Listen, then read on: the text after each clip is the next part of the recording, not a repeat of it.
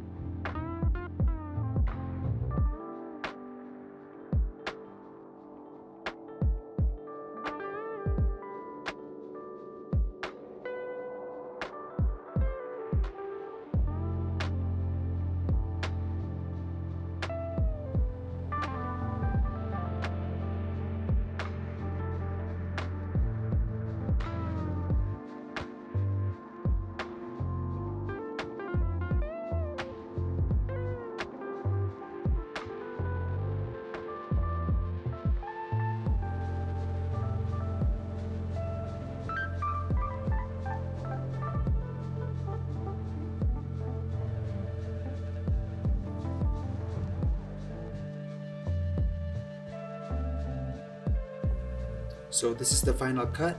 Let me know what you guys think in the comments down below, and if you guys like these kind of contents, please subscribe and hit that like button, share it to your friends, and help me make this channel grow. Also, let me know what you guys think about the no voiceover kinds of videos. If you guys like it, we'll do more of it, or if you guys like the voiceovers, we'll bring it back in the next one. And like always, stay safe and God bless.